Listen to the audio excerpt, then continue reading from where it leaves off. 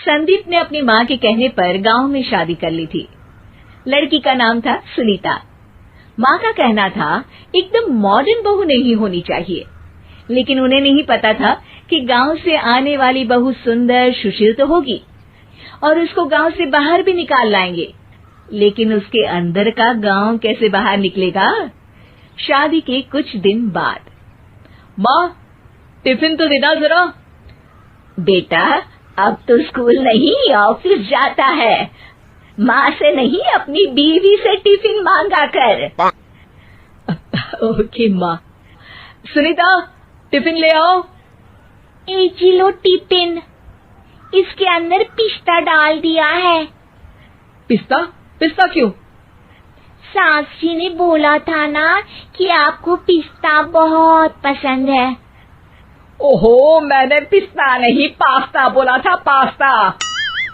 Pasta? कहीं होता है पास्ता? अरे बेटी तू रहने दे, मैं बना दूंगी। अच्छा किया कि पाव भाजी बनाने का नहीं बोला, वरना किसी के पाव बना देती है। सुनीता को बुरा लगता है, लेकिन उसकी नादान हरकतें कम नहीं होती। ऐसे ही एक दिन, अरे तुमने ये क्या लगाया है? अरे आप वो फूस फूस करके लगाते हैं ना, वही। डियो? का दियो? किसको दियो? अरे वही ना जिससे खुशबू आती है। हाँ हाँ सही पकड़े हैं। अच्छा लेकर तो आना। कौन सा डियो लगाया तुमने? अभी लेकर आते हैं जी। संदीप की बात मानकर सुनीता अंदर से खुशबू वाला फुसफुस लेकर आती है। ओएमजी! ओएमजी मतलब ओ माय गणेश ना। अरे ओएमजी छोड़ो, और ये खुशबू वाला फुसफुस की बात कर रही थी तुम?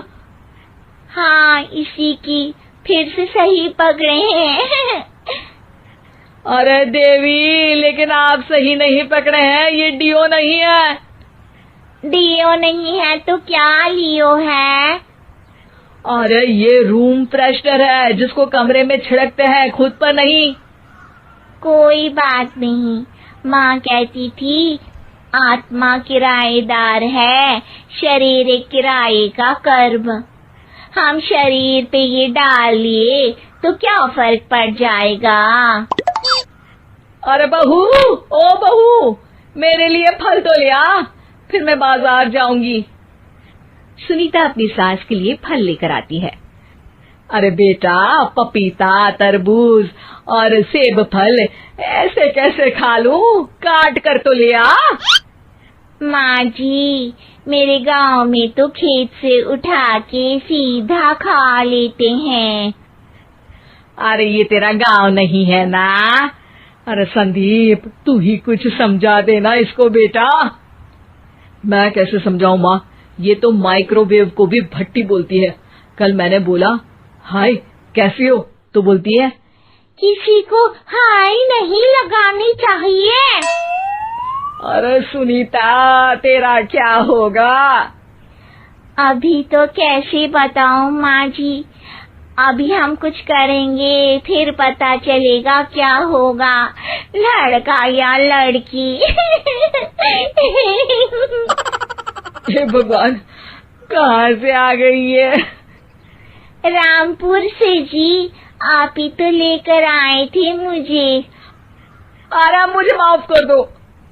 पहले कोई गलती तो करिए जी, आपकी तो सारी गलती माफ कर देंगे हम। हाँ अरे बहू, मेरी बात सुन।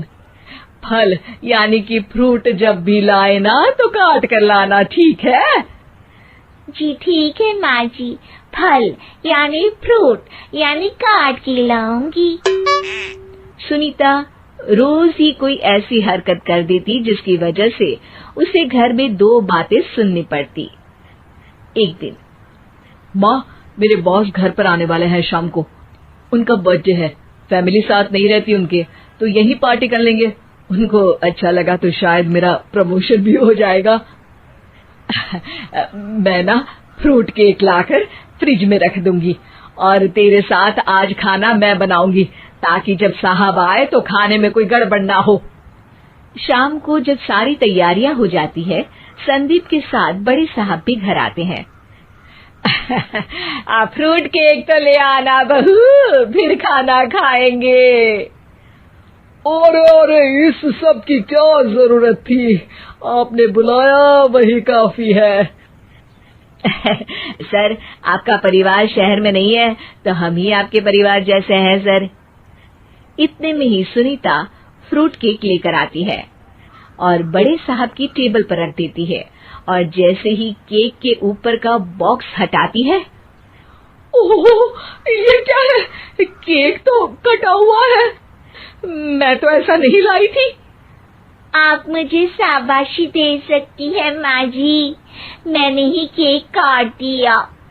आपने कहा था ना, फल यानी फ्रूट यानी हमेशा काट के लाना, तो फ्रूट केक भी तो फ्रूट ही है ना, तो मैंने पहले ही काट लिया।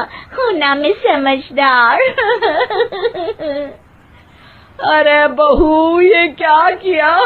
केक हमेशा वही काटता है जिसका जन्मदिन होता है। तुझे एक बात भी समझ नहीं आती, एक नंबर की बेवकूफ है। पूरा माहौल बिगड़ चुका था। संदीप को लगने लगा था कि साहब उसे प्रमोशन तो दूर की बात है, कहीं डिमोशन ना दे दे, लेकिन साहब बीच में ही बोल पड़ते हैं। अरे कोई बात नहीं, ये इनकी बेवकूफ